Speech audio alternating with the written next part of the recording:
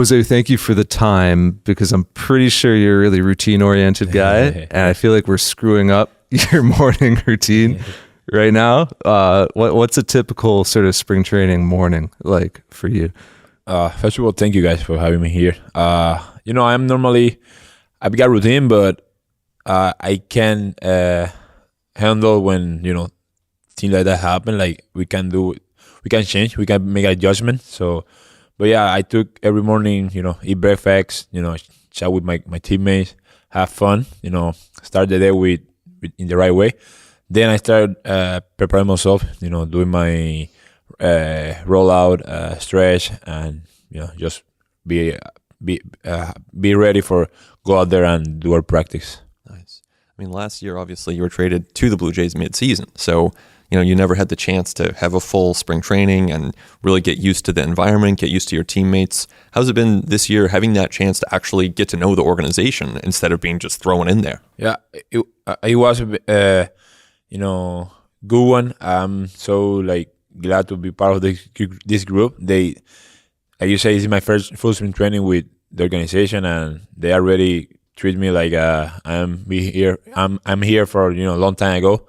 So I'm so happy for that. Obviously, I've been knowing every player, every Blue Jays, front office staff. So, like I say, they give me a nice welcome, and I feel like at home.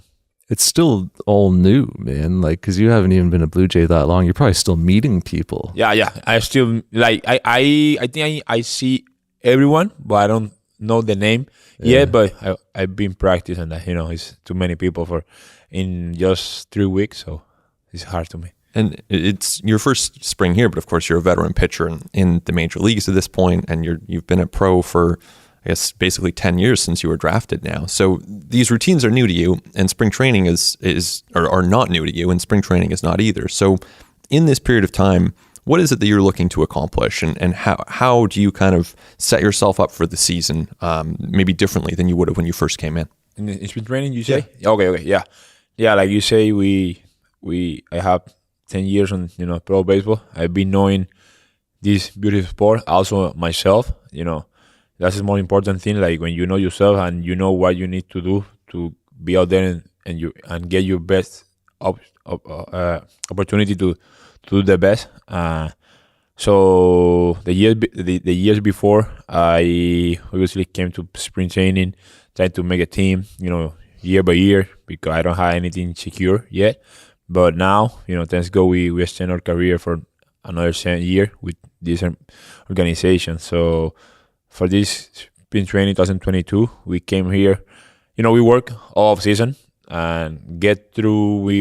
We had a room to come to spring training and bring more to our tank. So I don't do much off season. Like I say, I keep build to make room for spring training to have it more to improve myself, like pitching and physically, like in the weight room. So that's the difference. That's the adjustment I did from the beginning spring training to this one. Mm-hmm. Man, your life has changed so much in the last 8 months when you think about it, right? Like that's when you're traded 8 months ago, signed the extension. You go from, who knows how long you're going to be with Minnesota, but now living in a completely different country for 5-7 years. We'll see new spring training, new team, new teammates. I mean, this changes your family's life as well. I mean, what's that been like, logistically, just behind the scenes for you and your family, just having this much upheaval and this much change in your life over such a short amount of time?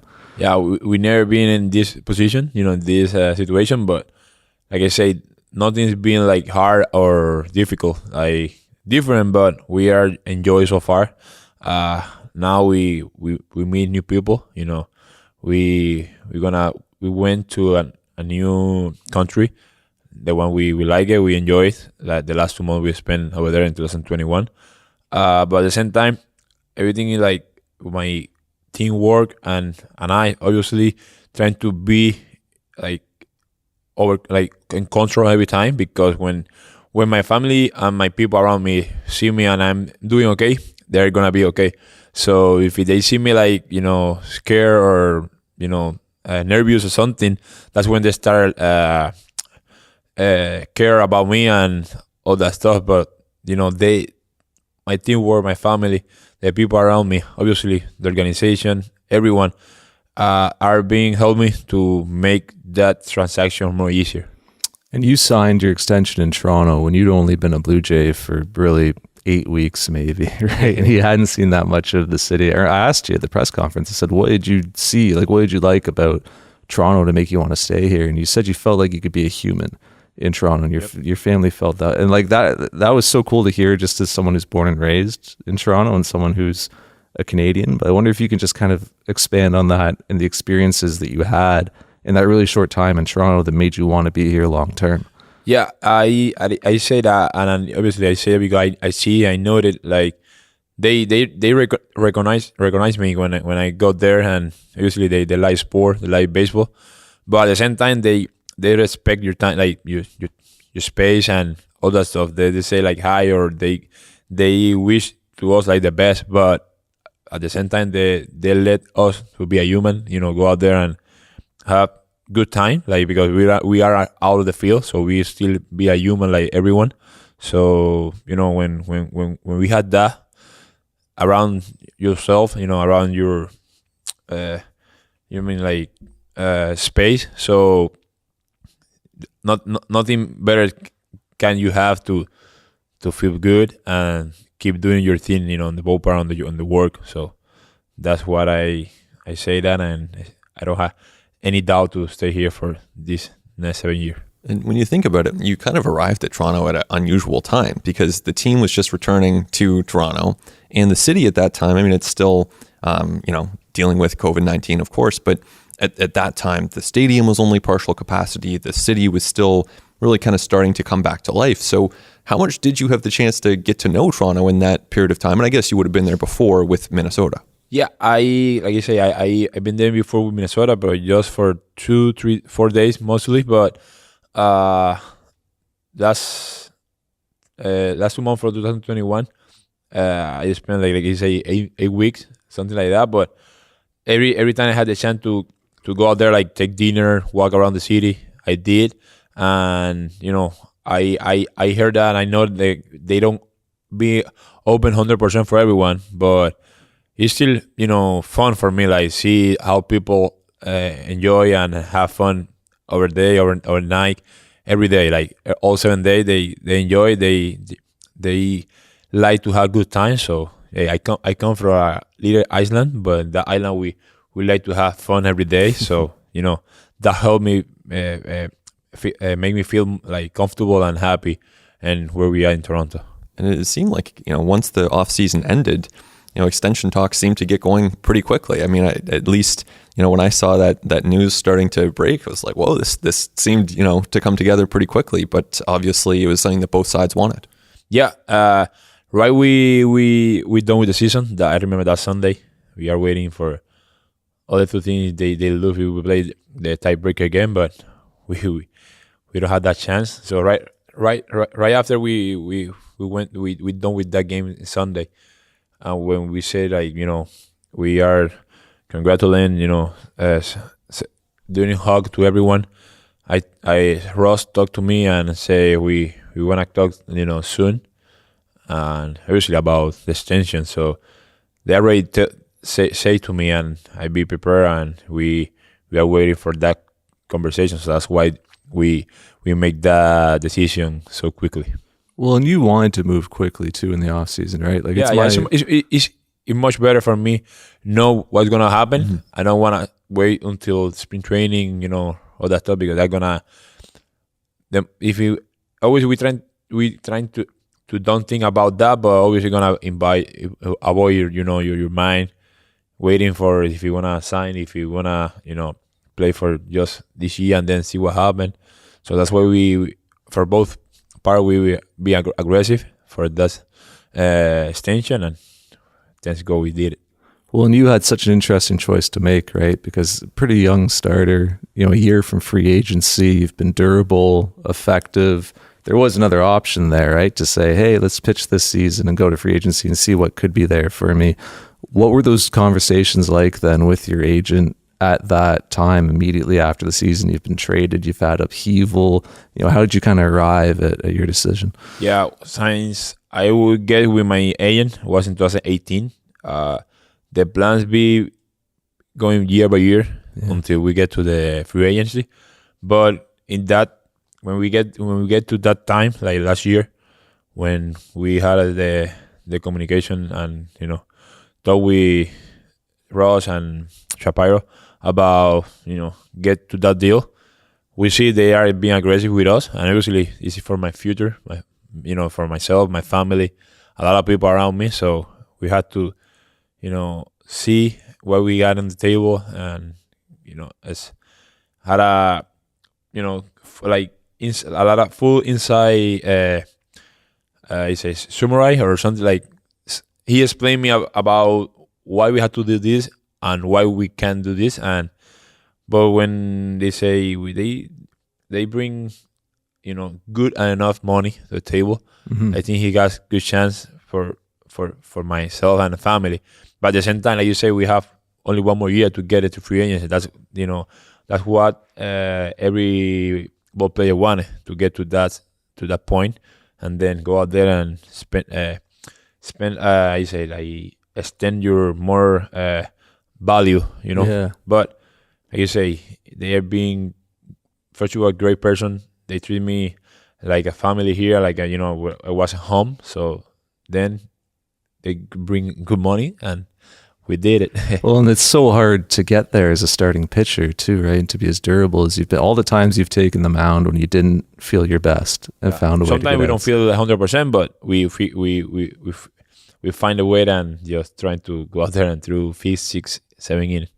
So about a week or 10 days, sometime really soon after they signed you, they also signed Kevin Gausman. And looking back at it, you guys were first rounders in the same draft in 2012. So at that time, did you know, how long has he kind of been on your radar? Have you had a relationship with him previous to this spring? Not really. Obviously, we seen on the stadium. Mm-hmm. He playing for Baltimore, and I've been seeing him, throwing. But then when he started doing well, like the way he been doing, that's when we know more about every player. When people do it, really good out there, everyone gonna know. So then when we signed, we had time, we had a chance to chat and talk. Then we meet here in spring training. So yeah, it's good. Good now having the same team. We can pitch, compete, and do like amazing thing out there for the team. How old do you know Carlos Correa? Me? Yeah. We are from the same draft year, so we played together 2011 for August to December. Then we separate. Then we play against him. So I know him from 2011. So what did you think about seeing him sign with Minnesota? Not long after they had traded you. It's crazy. I be honestly, I never see that gonna happen. Yeah. But good for him. Obviously, he made a great money for him, for his family.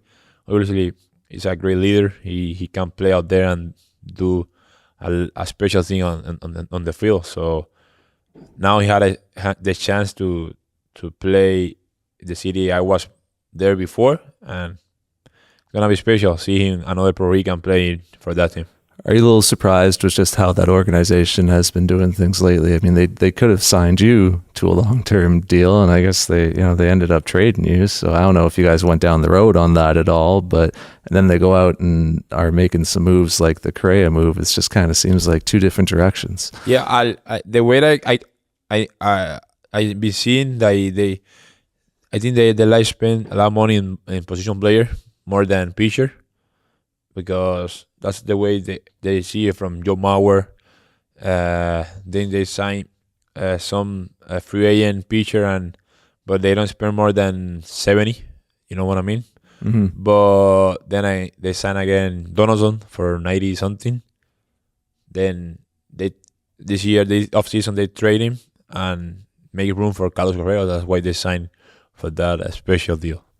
So we were talking to Gausman the other day, and he said that for him, as a young pitcher coming up, when he first got to the majors, the one big moment for him was striking out Derek Jeter, and that kind of said, "Whoa, like my stuff plays. Like this is legit." And I'm wondering for you, like when you first got to the majors, who were some of those guys that you faced and you said, "Okay, I can do this." For my first year was in 2016. It was a tough and rough year for me.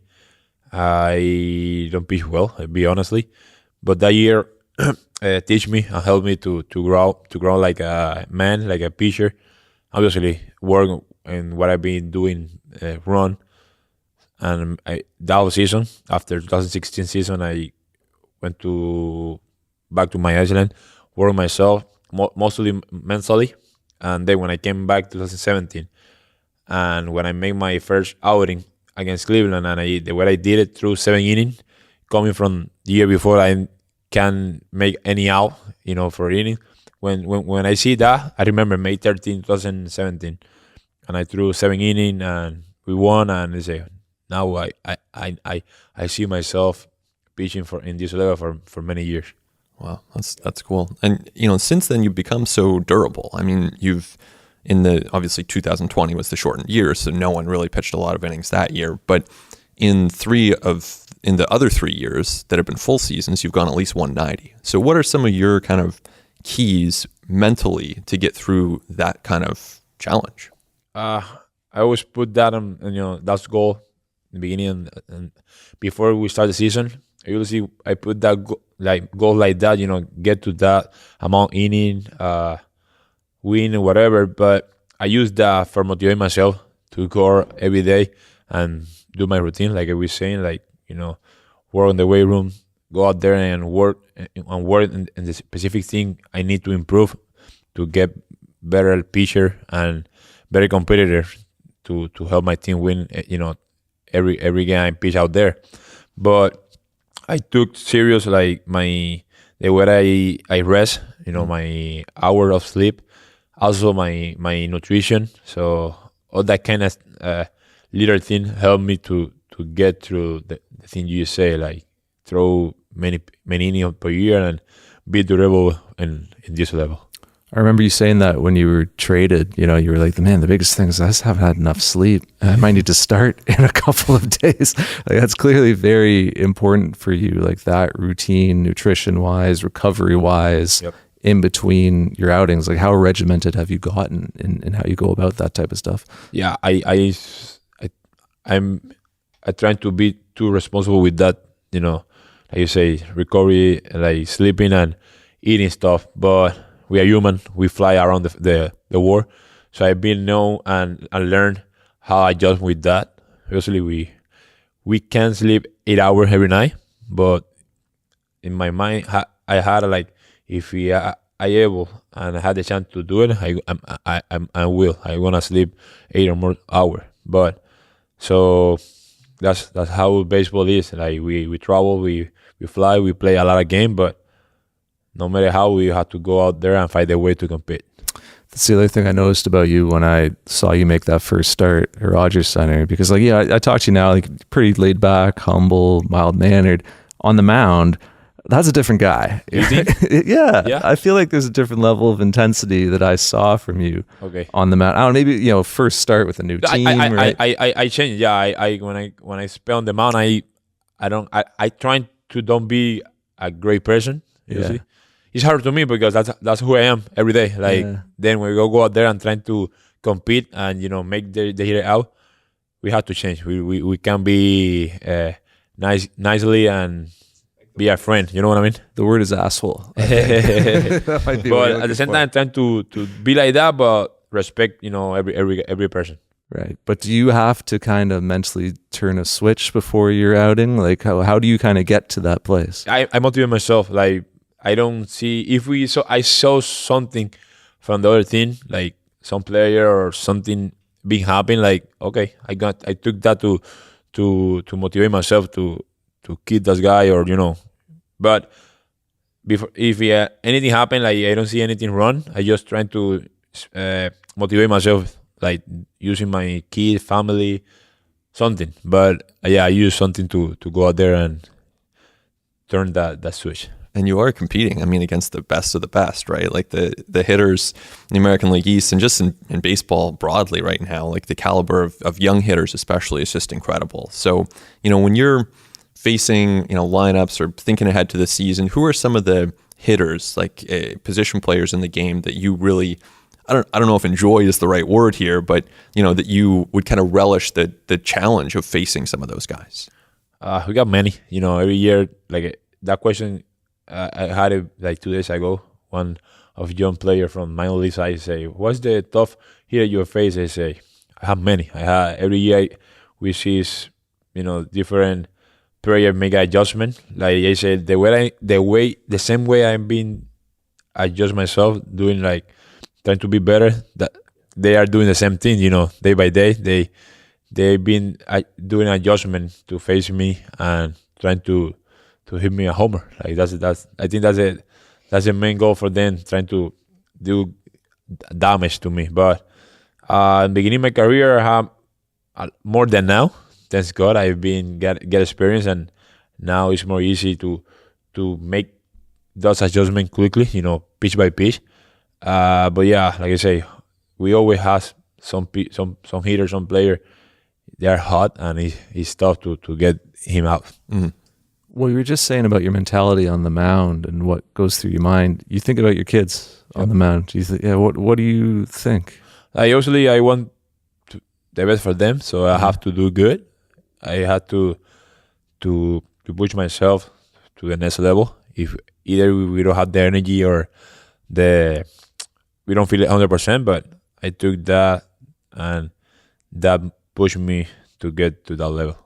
Because it's so obvious how important they are to you. I remember the press conference, and they were there, and being adorable. You're taking photos, you're talking to them. You were kind of tearing up a little bit talking about them at the press conference. I remember, coming from the little island, as you put it, Puerto Rico. Like, do you take a lot of responsibility on yourself to provide a good future for your family? Because maybe you didn't have you couldn't have imagined this when you were growing up. Yeah, for sure. I think that's what I do. What I did, I wake up every morning. Because I love it, play baseball. I am passionate for the what I do, but at the same time now I got purpose. I got a reason to keep wake up every morning and go and get my 100% in everything I do. So, my kid out there, I say my everything. God, my wife, kids. So. Also, my family, my parents, my brother, they enjoy the way I am, be a son, be a brother. Now I'm dad, and then they still enjoy watch me every 5 days out there and do my work. So I took that to myself, and that motivate me, and I enjoy. Like I don't see this is what I do it. Like a work, like I have to do this because no, I just enjoy it. And we got purpose, but at the same time, the most important thing for me and made me more easy this transaction is because I enjoy. When you were your son's age, what did life look like for you? Like how would you describe your upbringing at that time? Like when I was young, yeah, and in Puerto Rico.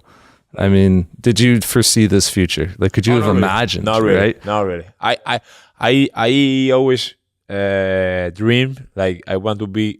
I want to be. The beginning, like I don't remember, maybe 10, 11 years.